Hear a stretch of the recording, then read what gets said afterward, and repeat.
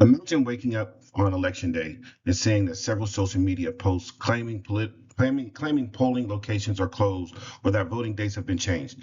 Many people might not know whether those messages are true until it's too late to cast their vote. As college students, many of us rely on social media platforms to stay informed about current events because these platforms allow information to travel almost instantly. Understanding how misinformation works can become increasingly important. To learn more about this issue, I examined research from universities, scientific journals, and nonprofit organizations that study misinformation, civic engagement, and media literacy. Today, I will explain what political information is, discuss how it can affect democratic participation, and describe how media literacy education is being used to help people navigate today's information environment. Political misinformation refers to the false or misleading information about government, elections, and or public policy that is shared regardless of whether the person is sharing it intends to deceive or not. One reason misinformation is difficult to control is the speed at which it spreads. According to researchers, a 2018 study published by the Journal of Science, false stories spread significantly faster and reach more people on social media than truthful ones. Social media platforms allow users to repost information, often without checking whether it's accurate. Some examples of the misinformation include altered images, misleading headlines, fabricated news stories, and incorrect information about voting procedures.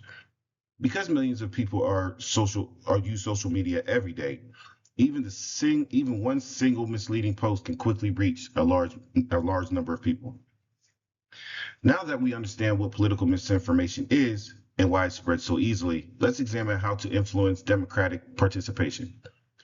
Democratic systems depend on citizens having access to reliable information so they can make informed decisions. When people encounter conflicting or misleading information, they may become uncertain about what sources they can trust.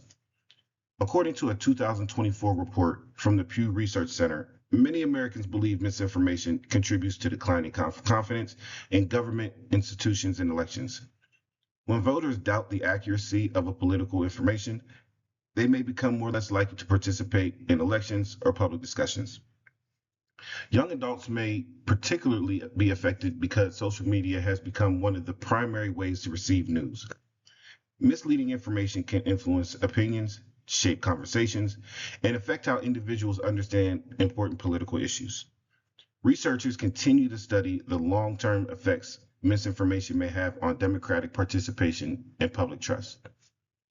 Because misinformation presents so many challenges of citizens of all ages, researchers have explored several ways people can learn to evaluate information more effectively.